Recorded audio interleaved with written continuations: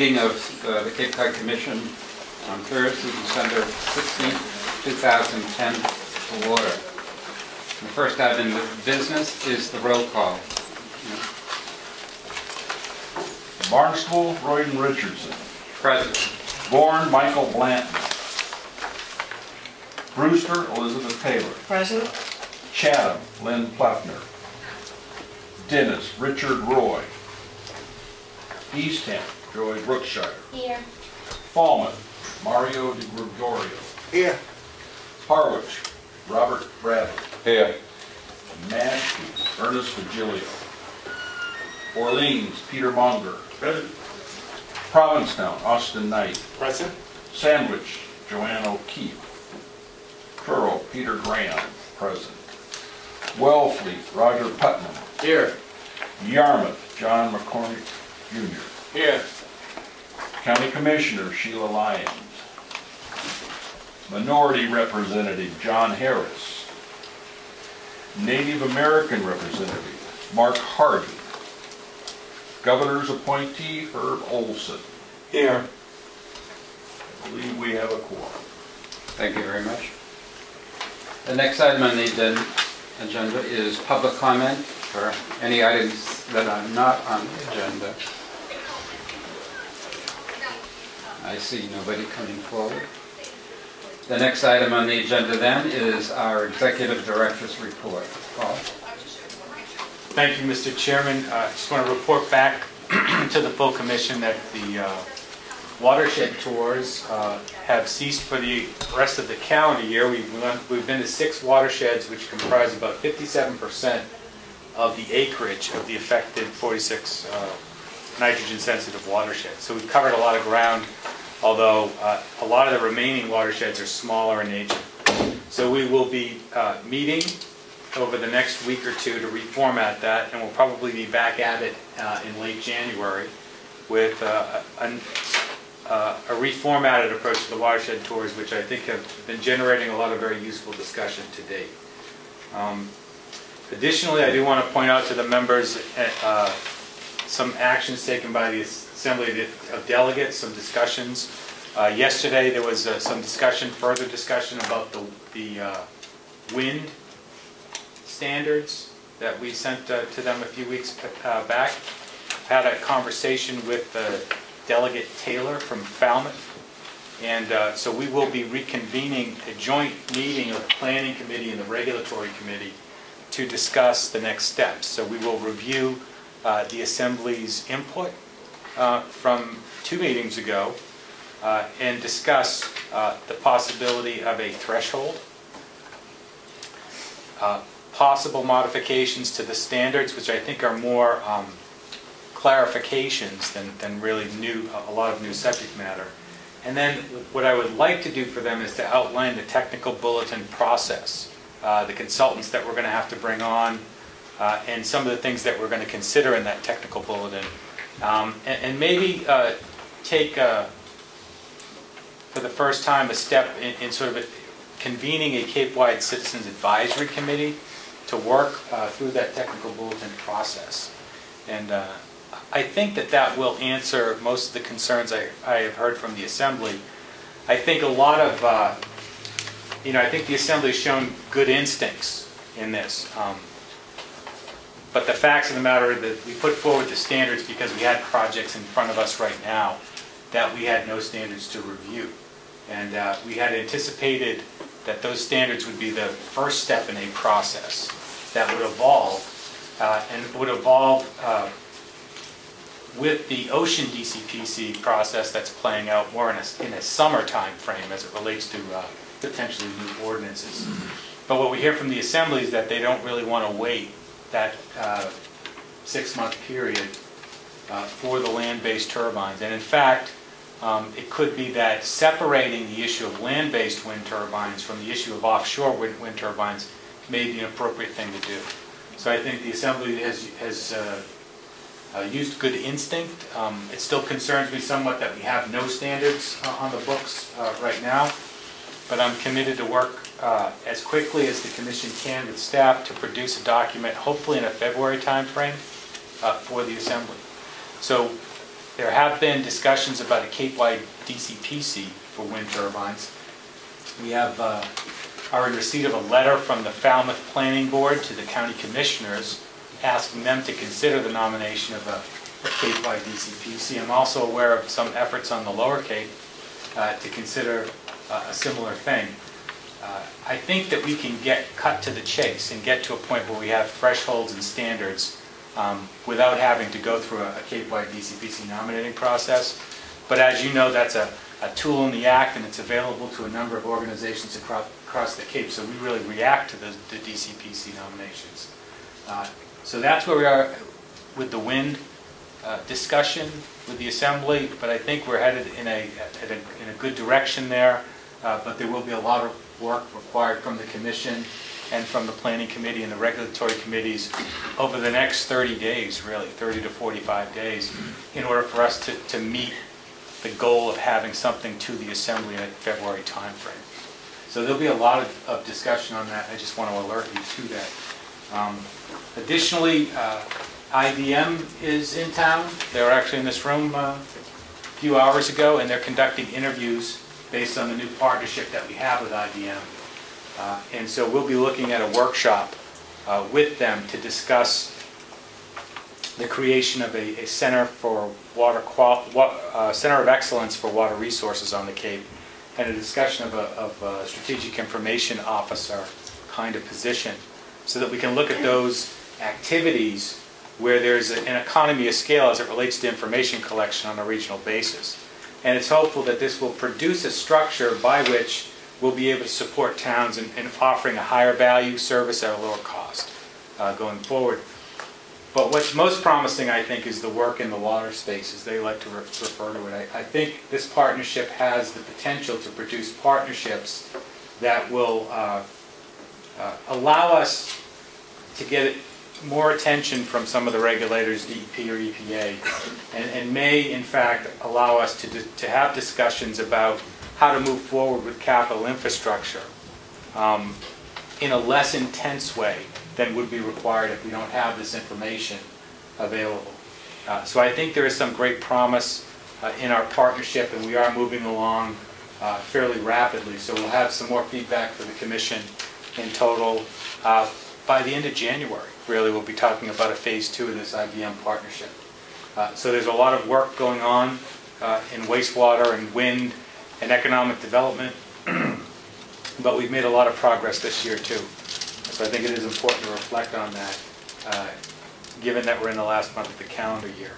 So I will close just by reminding everybody that our holiday party is this evening at 5 o'clock at Ardeo's on Kingsway in Yarmouthport, and we hope you will all join us. Thank you. Does any member of the Commission have a brief question they would like to ask the Director at this time? Yes. Not comment rather than a question, but I was asked by the Wellfleet Board of Selectmen to indicate to the Commission that they would strongly support a DCPC for the Cape.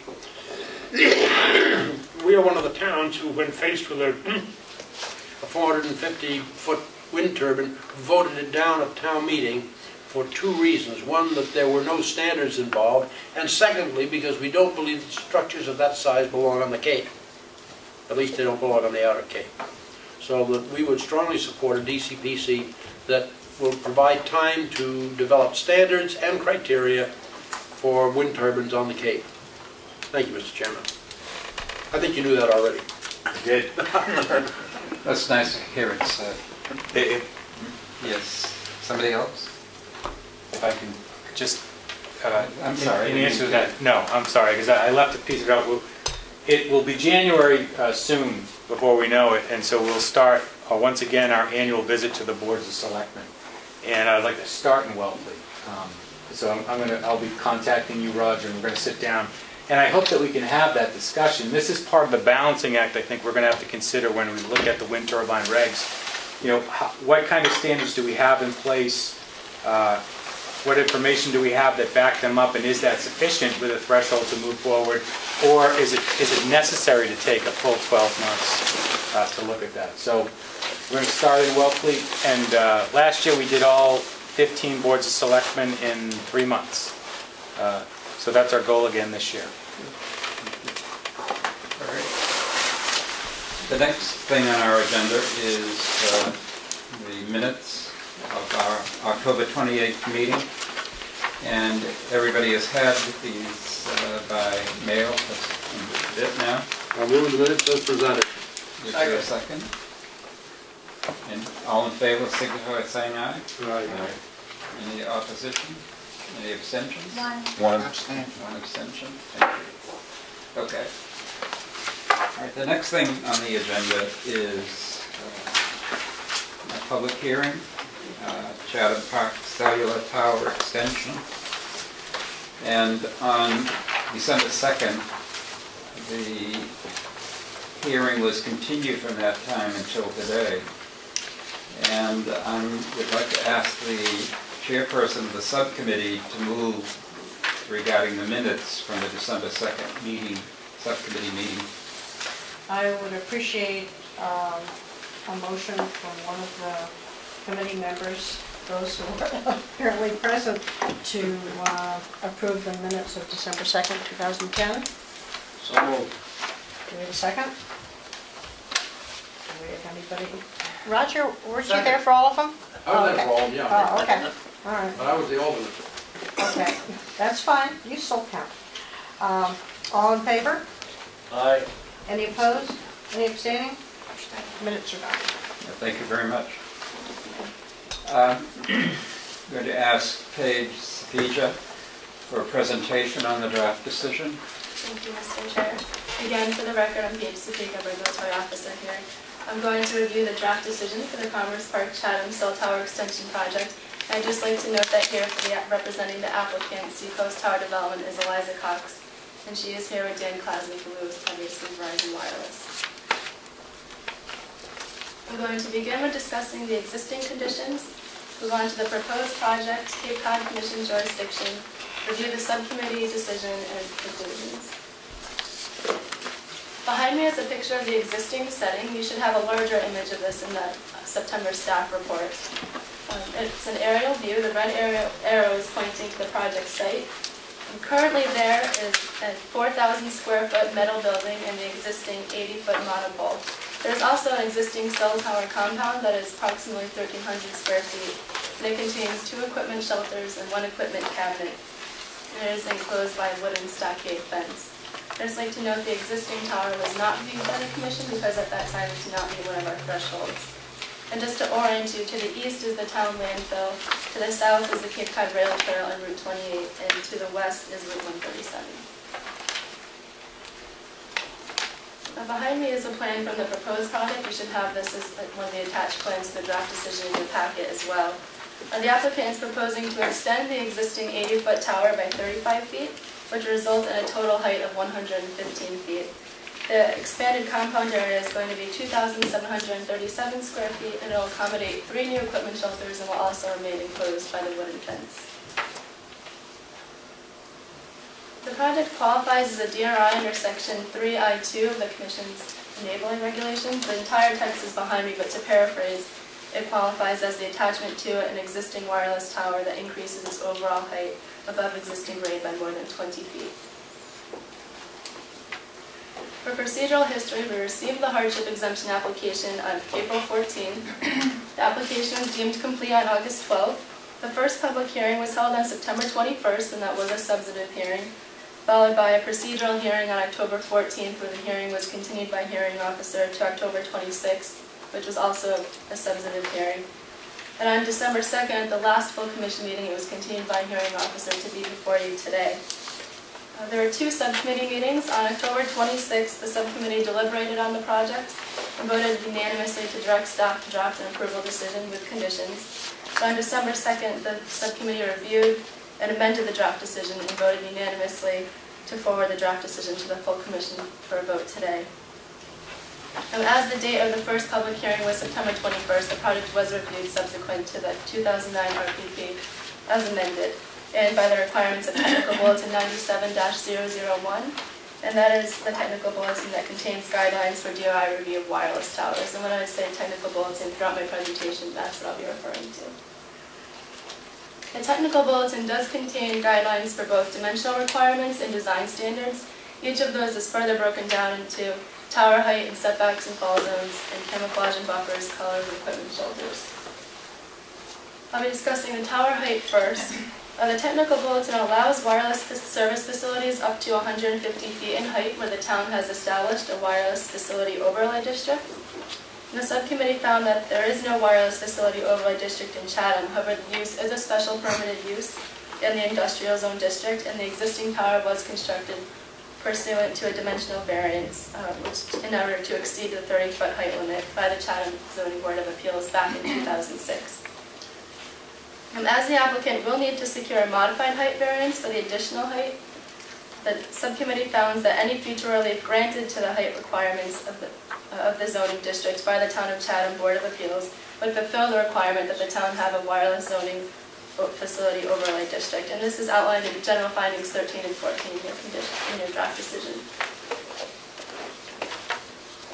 And as such, the subcommittee again is recommending that the proposed tower extension is consistent with the tower height requirements of the technical bulletin, and that the tower exceeds the height limits of the zoning district, but it can be conditioned to secure a variance from the zoning board, which would allow a 115-foot tower, and also that there are no residences within 300 feet of the tower, and that the unipole design is consistent with the technical bulletin recommendations for taller structures. And this is contained in general finding 15 of your draft decision. The technical bulletin also has guidelines pertaining to setbacks and fall zones. The first of those being the technical bulletin requires that the project comply with the local building provisions of the zoning district in that which it is located. The project is located in an industrial zoned area which has a 10-foot setback requirement from the front and a 5-foot setback requirement from the side and rear property lines. The proposed site plan does demonstrate that the tower and equipment shelters comply with this, and therefore the subcommittee is recommending that the project complies with the building setback provision requirement of the technical bulletin. The technical bulletin also has a requirement for the fall zone, which is equal to the height of the tower, in this case that would be 115 feet, to any property line, dwelling, road, business, or institutional use. I'm going to discuss this in the upcoming slides. An August 5th letter from attorney Eliza Cox indicated that the existing tower is 146 feet from the western property line at Commerce Park Road, that it is 100 feet from the northern property line and 134 feet from the eastern boundary of the adjacent property to the east, which is owned by the same property owner of the subject property. And the site plans indicate that the existing tower is approximately 26 feet to the southern property line. As such, the applicant did request hardship relief in order to waive the fall zone requirements for the properties to the north, east, and south. The subcommittee adopted the verbal testimony of Eliza Cox, which was presented at the October 26th public hearing. The subcommittee found that the applicant did invest approximately $50,000 at the time of construction, and that was to ensure that the existing foundation and tower could in fact support the future extension.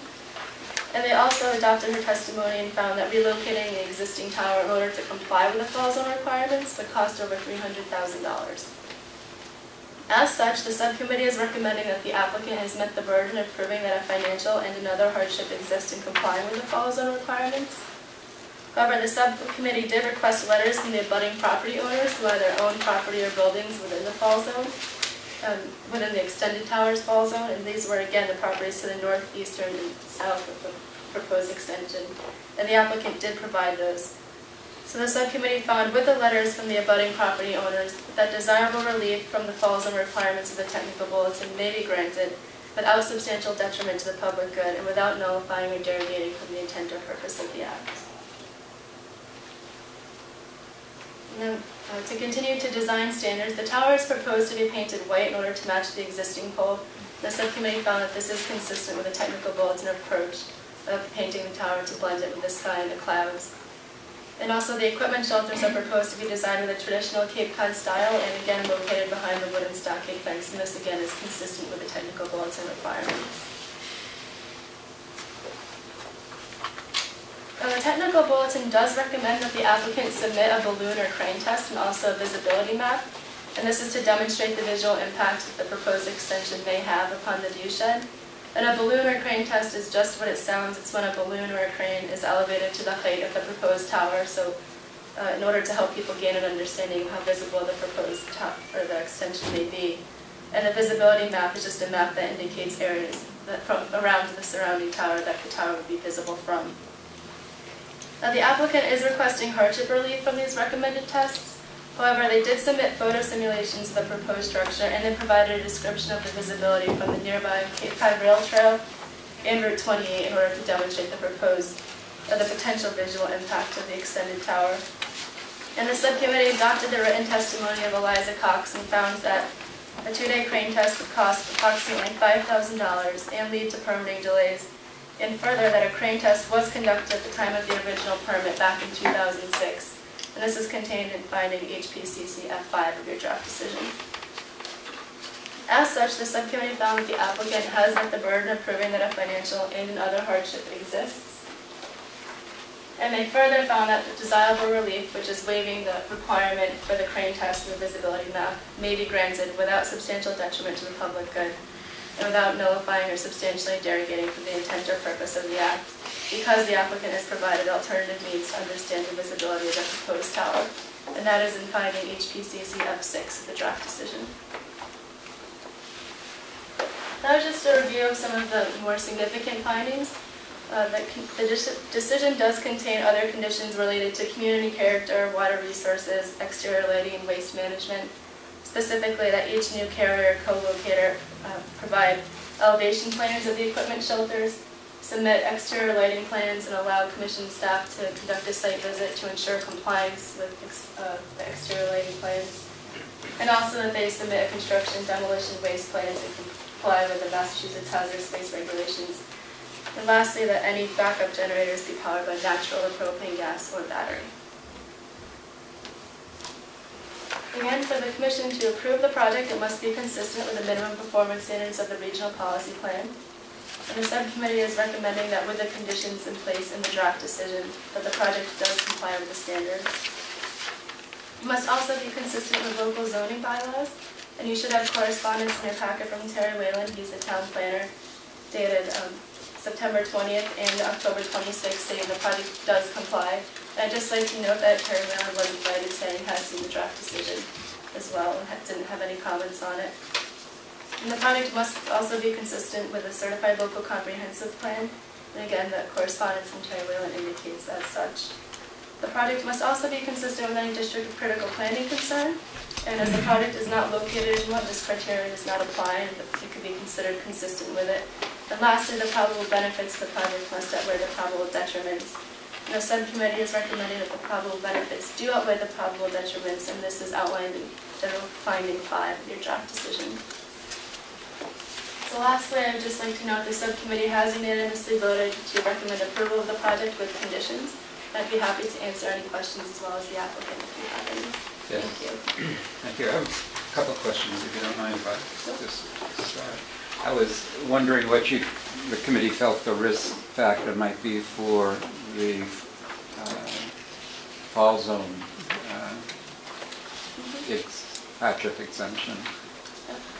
I think the subcommittee did have some concern. They didn't want to waive the rights to the abutting property owners without making Say sure it again, that please. they didn't want to speak for the abutting property owners. So they requested that the applicant go to each abutting property owner, each person that owned a building within the fall zone, and provide a statement that indicated they were aware they were located within the fall zone, that they didn't have any objection to the project. And the applicant did provide all of those waivers. Second question I have is, what was the result of the 2006 balloon test? If I could defer to the applicant on that one. I think the project was permitted at the local level, but perhaps Eliza could. We can wait. Any other questions from anybody? Questions? All right. Thank you very much. And now the applicant, Eliza Cox. Thank you. Good afternoon, Mr. Chairman and members of the committee. For the record, my name is Eliza Cox. I'm an attorney with the firm of Nutter, McLennan & Fish, and I'm here this afternoon on behalf of Seacoast Tower Development, LLC, which is the applicant, the owner of the tower and the lessee of a portion of the subject property. Before I get started, I want to first thank Paige very much for all of her assistance, professionalism, and her responsiveness throughout the permitting process. It's been wonderful and a joy to work with her on this, and I wanted to recognize her from the start. What I wanted to do is highlight a few of the benefits, which Paige alluded to a bit in the project, since she really talked about the details of this proposed 35-foot extension. This extension, as hopefully you all saw in the letter from Verizon Wireless, who's also here this afternoon if you have any questions, will address wireless coverage gaps and coverage in deficient capacity within this area of Chatham. And there was testimony provided at the public hearings, as well as written testimony to that effect that's submitted in the record. Another benefit that I see is that having available and reliable cellular coverage these days is no longer a luxury for consumers. We, as consumers, demand and expect adequate cell coverage, and this will cure some of the gaps and deficiencies that presently exist in that area. It is also, I would suggest, an economic necessity for doing business within the town. More and more data is exchanged over our portable devices. And one of the issues that carriers are having these days is the amount of data that's being exchanged over our BlackBerries and iPads and iPhones. And as a result, they need more antennas within towers to be able to handle that additional data and capacity that use entails. And this is something that, as Verizon Wireless indicated in their letter, having the ability to add this addition will increase their ability to provide for that coverage, which is currently lacking. In addition to being an economic development issue and a benefit, I would also suggest it's a safety benefit. Many of us rely on our cell phones for safety issues when we're traveling, and having reliable coverage in this area will enhance our safety as a traveling consumer. One of the other benefits that's recognized within the technical bulletin is encouraging co-location, and this project also maximizes co-location. Presently, it can accommodate 3 carriers. With the extension, as Paige mentioned, it will accommodate up to 6 carriers. One of the additional benefits of that is that it reduces the likelihood of another tower within this area in South Chatham, something that was noted by the town planner in his comments. So instead of a second tower of 80 feet or higher, you're going to have one tower in the location where, and I'll talk about it in a moment, the Chatham Board of Appeals noted was uniquely sited for this particular use. You'll have one 115-foot high tower instead of the possibility and perhaps likelihood, if there are gaps, as Verizon has said, of additional towers in the area. One of the things I also wanted to talk about was location. You hear location, location, location, the phrase. And one of the things that you all talked about when you were writing the 2009 regional policy plan was citing the right development in the right location. And I would suggest to you this is the right location for this type of project. It really minimizes the impacts. Paige showed the aerial photograph of this area. It's within the back of Chatham's Industrial Park. It abuts on the other side of the adjoining property, also owned by the subject property owner, the landfill and also the wastewater treatment facility within the town of Chatham. In addition, if you've had an opportunity to drive through the loop through the industrial park, this is truly a very industrially developed industrial park. And this use fits in well with those adjoining industrial uses. It is also, as Paige mentioned, away from the residential zoning districts. In addition, when our consultant did the photo simulations that were requested by commission staff from the bike path and from Route 28 in Chatham, it was very difficult actually for him to find a location where he could shoot the tower to then add on the additional 35 feet proposed by this extension. This tower is minimally visible within the town, and as the photo simulations that we submitted show, that the proposed 35-foot extension is also going to be minimally visible. In fact, I suggest it probably will be relatively imperceptible once it's been extended. As Paige mentioned, we did receive letters from the abutting properties to the north, east, and south, indicating that there were no objections to this proposed extension, and we had very little, if any, testimony from the public at the previous public hearings on this project. Therefore, because this is cited, and you're right, when you suggested with the regional policy plan that siting development in the right location really minimizes the impacts, I'd suggest to you that this project does exactly that. It provides benefits with very minimal impacts. And to address the chairman's question on the photosims, we did represent this applicant in 2006 when they were before the Chatham Board of Appeals. They needed a special permit and a height variance, as Paige mentioned in her presentation. As a precondition to applying to the zoning board, we were at site plan review and they requested that we do the crane test. It was done, it was publicly noticed, very few comments, if any, came from that crane test at the site. And in fact, one of the reasons people do crane tests is to give you a sense as to how high the tower is going to be. And they take a picture of the balloon or tower up at that height, and then they create a photo simulation.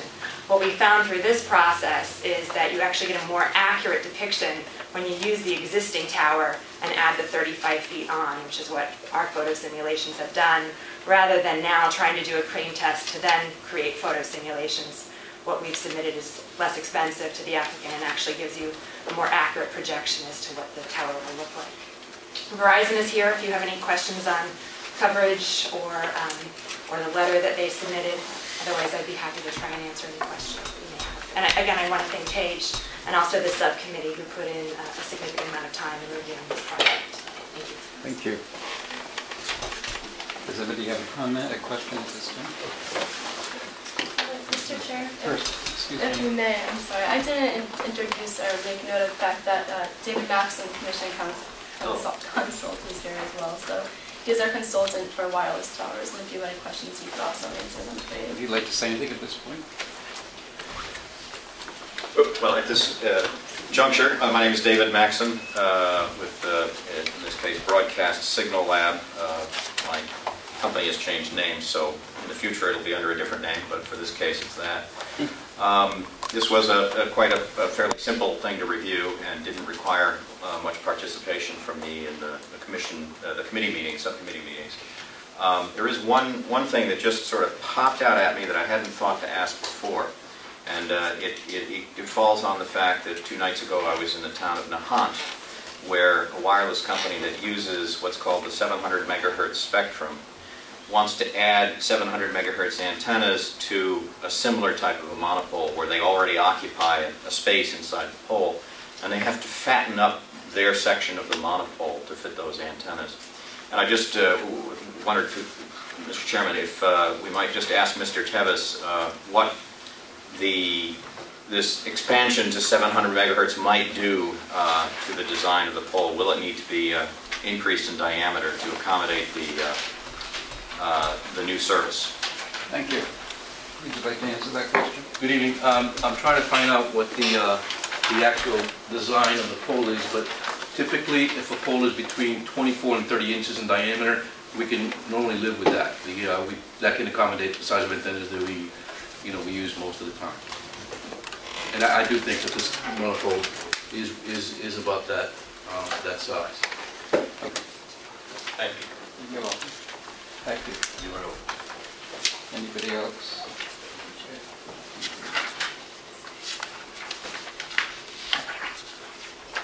No commission member has any further questions. Are there any federal, state, or local officials in the audience who would like to comment?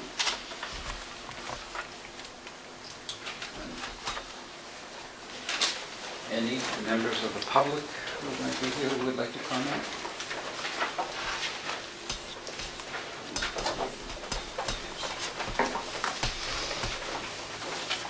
I guess it would be appropriate that somebody move to close the hearing and the record. It's moved and seconded. Somebody seconded? Yes. Second. It's been moved and seconded that the hearing and the record be closed. All in favor signify by saying aye. Aye. All opposed? Any abstentions? The next motion that we need is a motion to approve with conditions the DRI hardship exemption application of Seacoast Tower Development LLC. So moved. Second. Moved and seconded. Any discussion? All in favor, signify by saying aye. Aye. All opposed? None? Any abstentions? None? It's unanimous. It's approved. And we want to thank staff and applicant and subcommittee for work.